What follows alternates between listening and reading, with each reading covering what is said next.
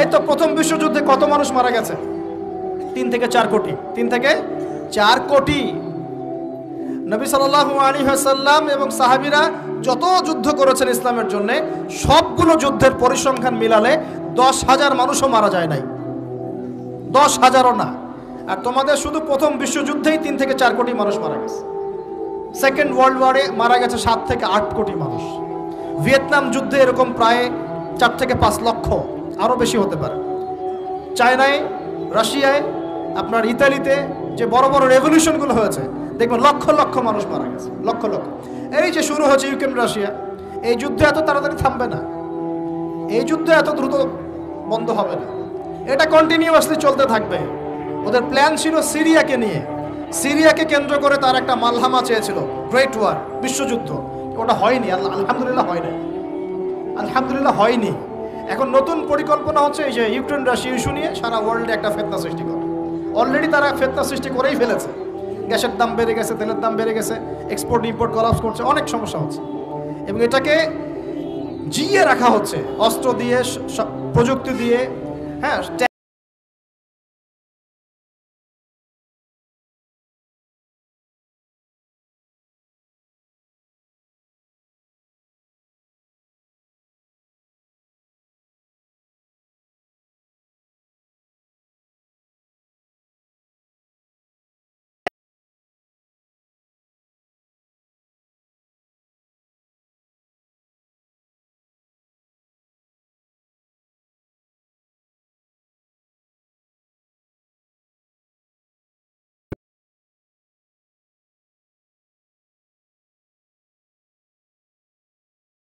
কোনো অধিকার নাই, এতে লজ্জা করা উচিত।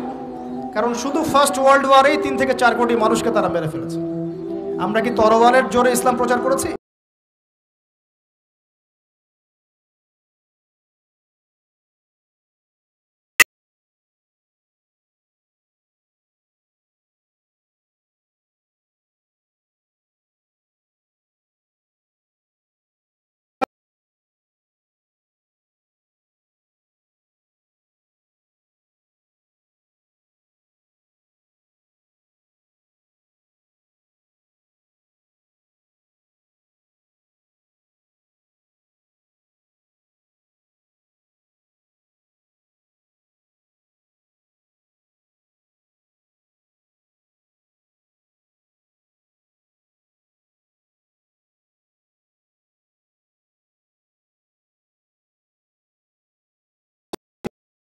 করতে পারে।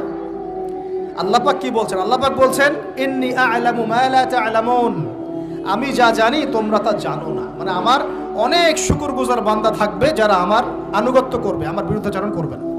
আমরা ওই বান্দাদের অন্তর্ভুক্ত হতে চাই, আল্লাহ পাক কবুল করুন বলি। এটা বলে রাখি যে জান্নাতের 120টা কাতার হবে। কয় কাতার?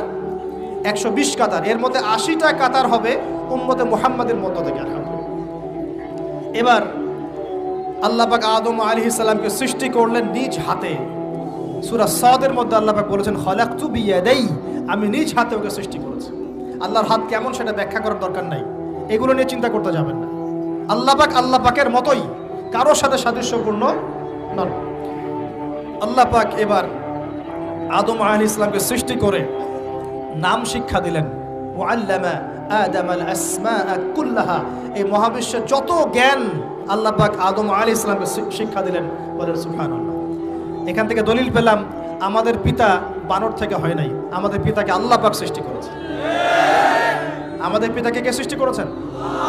আল্লাহ রাব্বুল আলামিন। তাও আবার নিজ হাতে, মানে কি? ভালোবাসা দিয়ে, ভালোবেসে, মহব্বতের সাথে।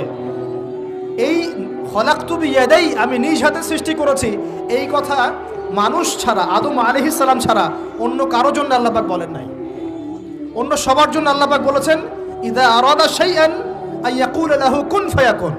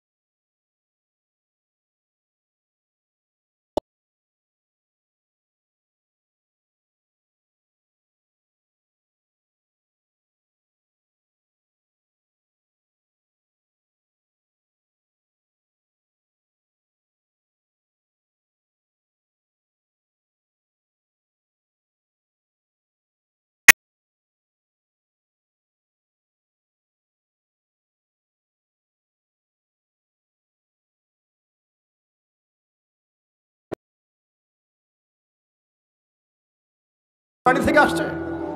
সুবহানাল্লাহ, কত অদূরদর্শী মানুষেরা, কত সুদূর প্রসারী একটা কুফরি মতবাদ। এবার আল্লাহ পাক আদম আলাইহিস ইসলামকে বলছেন তুমি নাম বলে দাও, তিনি সব নাম বলে দিলেন।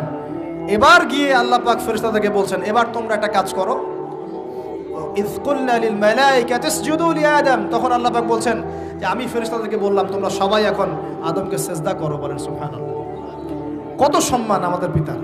মহাবিশ্বে ফেরেশতাদের সামনে আল্লাহ পাক তাকে সিজদা করালেন ফেরেশতাদেরকে দিয়ে। ফাসাজাদু, সবাই সিজদা করলো, ইল্লা ইবলিস। কে সিজদা করলো না? ইবলিস।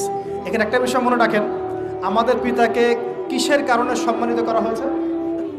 শারীরিক গঠন, চেহারার সৌন্দর্য, টাকা পয়সা, রিজিক, কোনটার কারণে? এইটাই মনে রাখবেন। মুসলিম উম্মাহ যদি আজকে সারা বিশ্বের নেতৃত্ব দিতে চায়, সবাইকে জ্ঞানী হতে হবে, জ্ঞানের বিপ্লব ঘটাতে হবে। বলেন সুবহানাল্লাহ, বলেন আমিন। এই জ্ঞানের বিপ্লব ঘটাতে পারলে ইনশাআল্লাহ মুসলিম উম্মাহ আবার সেই জায়গায় যাবে যেখান থেকে আমরা এসেছি। জ্ঞান ছাড়া আমরা কিচ্ছু করতে পারবো না। আর এই জ্ঞান মানে শুধু একমুখী শিক্ষা নয়, জেনারেল শিক্ষা, ইসলামিক শিক্ষা, এই দুইটাকে হারমোনিয়াসলি কম্বাইন্ড করতে হবে, করে এমন জ্ঞান অর্জন করতে হবে যেই জ্ঞান দিয়ে বিশ্বকে আমরা চ্যালেঞ্জ করতে পারি। এটাই এই বিশ্বের সবচেয়ে বড় চ্যালেঞ্জ এখন, মুসলিমদের সবচেয়ে বড় চ্যালেঞ্জ এখন এটাই, ইসলামিক শিক্ষা এবং জেনারেল শিক্ষাকে একত্রিত করে এমন প্রজন্ম তৈরি করা যে প্রজন্ম আগামী দিনে উম্মাকে নেতৃত্ব দেবে ইনশাআল্লাহ। এই একটা কাজ যদি কেউ করে যেতে পারে, আল্লাহ পাক তৌফিক দেখ, আমরা দোয়া করি আল্লাহ পাক এমন নেতা আমাদের উপরে নিয়ে আসুক যারা এরকম প্রজেক্ট লঞ্চ করতে পারে। বলেন আমিন। দোয়া করতে কোনো সমস্যা? অথবা যদি কেউ হাল না ধরে, আল্লাহ পাক যেন এমন কিছু মানুষ তৈরি করে দেন যারা এই জ্ঞানতাত্ত্বিক বিপ্লব নিয়ে কাজ করবে ইনশাআল্লাহ। এটা সবচেয়ে ইম্পর্টেন্ট কাজ এখন, না হলে আজকে থেকে 20-30 বছর পরে এই প্রজন্মকে আপনি আর খুঁজে পাবেন না। দেখবেন এমন প্রজন্ম চলে আসছে যারা বলবে আল্লাহর সাথে আমাদের কোনো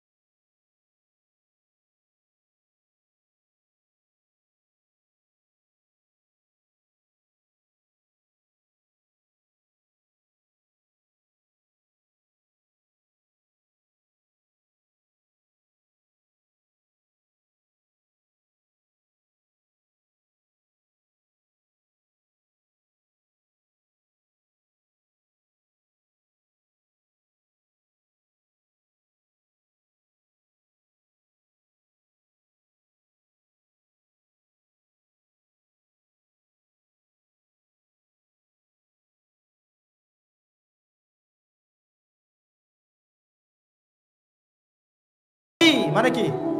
হে আমার রব,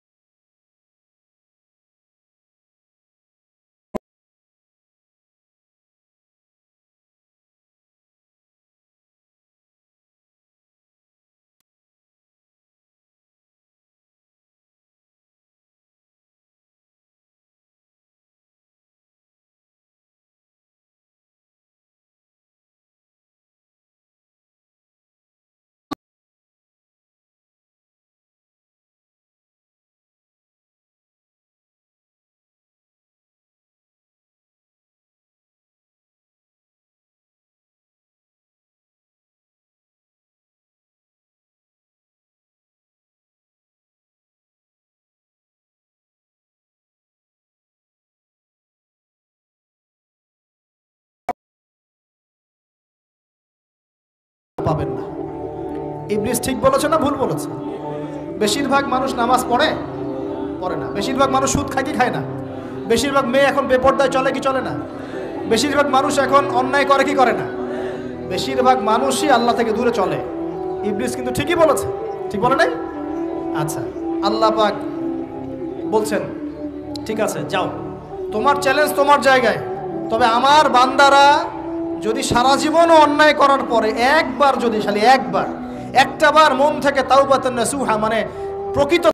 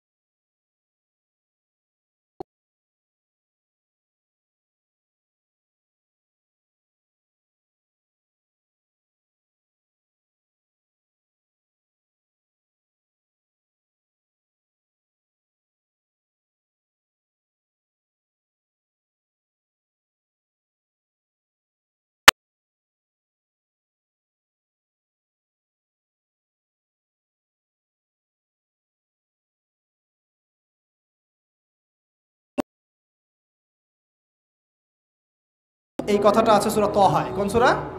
সূরা তহা পড়ে দেখবেন, আল্লাহ পাক বলছেন ইবলিস আমাদের পিতাকে বোঝাচ্ছে, বলছে ইয়া আদম, হে আদম, হাল আদুল্লুকা, আমি কি তোমাকে জানিয়ে দিব, খবর দিব, আলা শাজারাতিল খুলদি ওয়া মুলকিন লা ইয়াবলা, এমন একটা গাছের কথা কি জানিয়ে দিব যেই গাছের কাছে গেলে বা তার ফল খেলে তুমি দুটো জিনিস পাবে, চিরস্থায়িত্ব পাবে, কোনোদিন মরবে না, আর বিশাল ক্ষমতার মালিক হবে। অন্য আয়াতে আসছে যে তোমরা ফেরেশতা হয়ে যাবে। এই দুটো কথা, তাহলে কি প্রলোভন দিল? চিরস্থায়িত্বের প্রলোভন এবং কি অমরত্বের প্রলোভন, অমরত্ব এবং ক্ষমতা। একটু মনোযোগ দেন, এই দুনিয়াতে যারা আল্লাহর পথ থেকে বিচ্যুত হয়ে গেছে বেশিরভাগ এই দুইটার ফাঁদে পড়েছে, হয় ক্ষমতার ফাঁদে, না হলে দুনিয়ার এই যে মোহ, অমরত্ব, দুনিয়ার জীবন নিয়ে পড়ে থাকা, এই দুনিয়ার প্রেমেই মানুষ নিজের পথ হারিয়ে ফেলেছে। এই দুটোই হয়েছে। এক পর্যায়ে পিতা মাতা চলে গেলেন, ফল খেয়ে ফেললেন, যদিও বা ফল খাওয়ার কথাটা কোরআনে নাই, কোরআনে আছে তারা গাছের কাছে চলে গেলেন। কি হলো গাছের কাছে যাওয়ার পরে? ফালাম্মা যাকাশ শাজারা, আল্লাহ পাক বলছেন যখন তারা গাছের কাছে চলে গেলেন, ভাই লক্ষ্য করেন, যখন তারা গাছের কাছে চলে গেলেন প্রথম যে ঘটনা ঘটলো, বাদাত লাহুমা সাওআতুহুমা, তাদের যে কাপড় ছিল জান্নাতের কাপড় গায়ে, কাপড়টা ধাপাস করে খুলে পড়ে গেল। এখানে যদি আপনার কাপড়টা খুলে যায় কেমন লাগবে? বা কেউ যদি জোর করে কাপড় আপনার খুলে ফেলে কেমন লাগবে? কেউ যদি 10 জন জোর করে ধরে আপনার কাপড় খুলে দেয় কেমন লাগবে? আপনি নিজের জীবনের চাইতে বেশি কাপড়টা ধরে রাখার দিকে মনোযোগী হবেন না? আমাদের পিতা মাতাকে শয়তান জান্নাতে ফেরেশতাদের সামনে নগ্ন করে দিল, কাপড় খুলে পড়ে গেল। তার মানে জান্নাতে আমাদের পিতা মাতাকে নগ্ন করেছে কে? ইবলিস।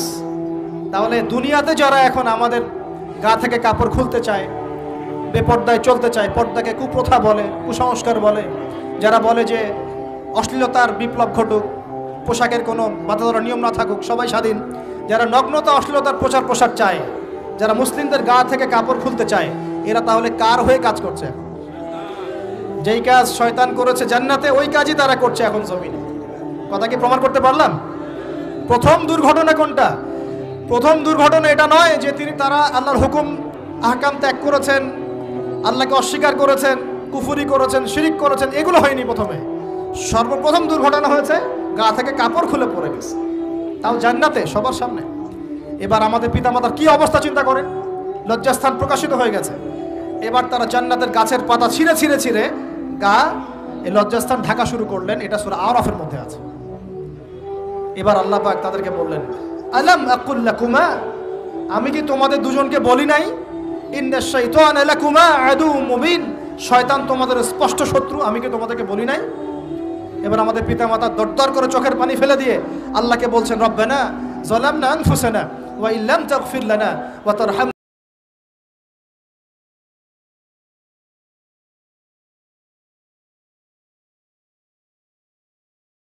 জান্নাতে আর থাকা হলো না। আমরা অনেকে মনে করি এই ঘটনার কারণে হয়তো আল্লাহ পাক তাদেরকে নামিয়ে দিয়েছেন, এই কথাও ঠিক না। কেন ঠিক না? কারণ আল্লাহ পাক দুনিয়া সৃষ্টি করেছেন আগে, আর আল্লাহ আগেই মানুষ সৃষ্টি করার আগেই আল্লাহ পাক বলে